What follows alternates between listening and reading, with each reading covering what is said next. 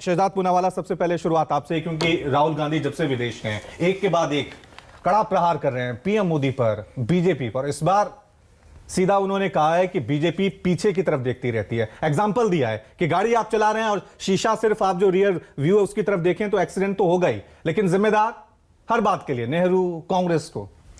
रवि जी, आप गाड़ी चलाते हैं? जी, आपके पास गाड़ी है। सामने देखने के लिए कितने शीशे हैं? एक।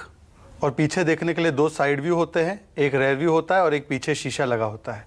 ये इसलिए होती है क्योंकि देखिए, ये अलग बात है जिनको अपने इतिहास पे शर्मिंदगी महसूस हो और इतिहास से वर्तमान की एक झलक भी मिलती है, तो वो शायद रेयर व्यू नहीं देखते। और रेयर व्यू नहीं देखता है जो व्यक्ति, वो निश्चित रूप से एक्सीडेंट हमेशा करता है। इसीलिए मुझे लगता है गाड़ियों का एग्जाम्पल तो राहुल गांधी का कितना सही है, ये उसी प्रकार से बेतुका बयान है जिस प्रकार से वो आदी है देने के। मैं आपको उदाहरण देता हूँ। अभी उन्होंने कहा कि पीछे नहीं देखना, आगे देखना है।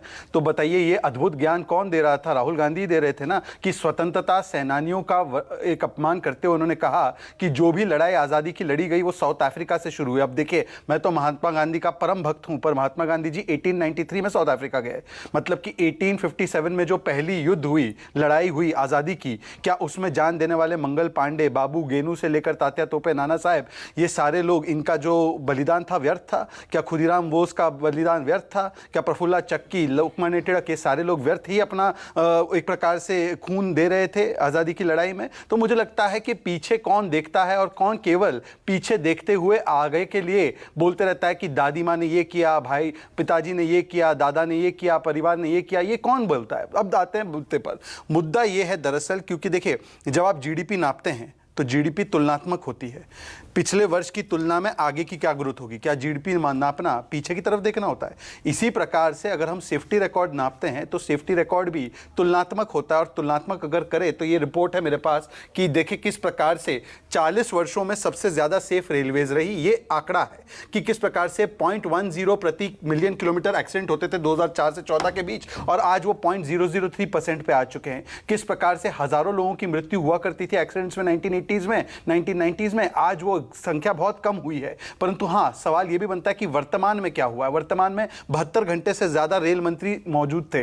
अगर आप देखें, ममता बनर्जी के समय 2 बड़े रेल एक्सीडेंट हुए थे, वो अपनी राजनीति करने में व्यस्त थी। फिर हम देखेंगे लालू प्रसाद यादव का ट्रैक रिकॉर्ड, मैं लेकर आया हूं सारे आंकड़े। 51 एक्सीडेंट, 550 डिरेलमेंट, 1160 डेथ्स हुए थे। लालू प्रसाद यादव क्या कर रहे थे? Job for scam, land scam कर रहे थे और आईसीआरटीसी का स्कैम कर रहे थे।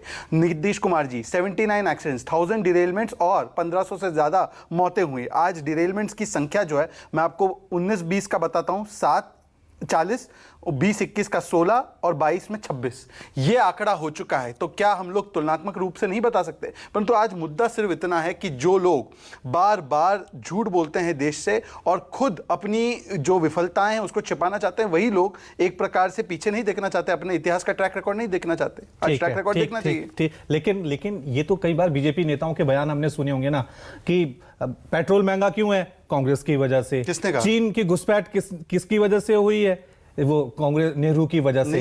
ये तो बयान नहीं है। धर्मेंद्र प्रधान का बयान आया था जब वो पेट्रोलियम मंत्री थे, जिसमें उन्होंने कहा था कि इसके पीछे कांग्रेस जिम्मेदार है, वहां पे बहुत बड़ा ऑयल बॉन्ड का कर्जा छोड़ तो ऑयल बॉन्ड 3 लाख करोड़ का ऑयल बॉन्ड उन्होंने छोड़कर वो गए थे। वो वास्तविकता है और वो वर्तमान की स्थिति है। 3 लाख करोड़ का ऑयल बॉन्ड लेकर वो छोड़कर गए थे, जिसकी वजह से आज भी जब हम लोग बहुत अच्छी तरह से कंट्रोल कर रहे हैं इस चीज को, तो ऑयल बॉन्ड की कीमत हमें आज भी चुकानी पड़ रही है। वो बताएं ना जनता को। जनता को ये भी तो पता होना चाहिए कि जो उनके समय पर 100% से पेट्रोल के दाम बढ़ते थे, आज 100% नहीं 37% बढ़ा है। पर मैं उनसे पूछना चाहता हूं, हिमाचल में इनकी सरकार अभी आई, 3 रुपए डीजल के बढ़ा दिए। बताइए, सबसे ज्यादा वैट कहां लगता है पेट्रोल डीजल पर? राजस्थान में लगता है। ये नारा तो क्यों नहीं? ये नारा तो आपका ही था, बहुत हुई पेट्रोल डीजल की मार, अब की बार मोदी सरकार, लेकिन पेट्रोल 100 के पार है। पेट्रोल 100 उसके लिए तो कांग्रेस जिम्मेदार नहीं हो सकती। पेट्रोल 100 के पार कहां पर है? गुजरात में 97 है और बगल में राजस्थान। तो नहीं, मेरी बात तो सुनिए ना, मैं आपको बताता हूं। वैट तो स्टेट लगाती है ना, राजस्थान का वैट ज्यादा है इसीलिए वो 100 के पार वहां पर है। उत्तर प्रदेश में वैट कम है इसलिए वो 100 के नीचे है। तो राजस्थान, हिमाचल की सरकार को पूछे कि उन्होंने वैट क्यों ज्यादा लगा रखा है, जबकि केंद्र ने 2 बार दाम काटे। मैं उसको छोड़ दीजिए। एक बात आज मैं आपसे पूछना चाहता हूं कि 2 वैश्विक चुनौतियों के बावजूद भी आज महंगाई की दर एवरेज दर 5% से कम है और जो 2012 से 14 के बीच 10% से ऊपर रहती थी। क्या ये हकीकत देश की जनता को नहीं पता है?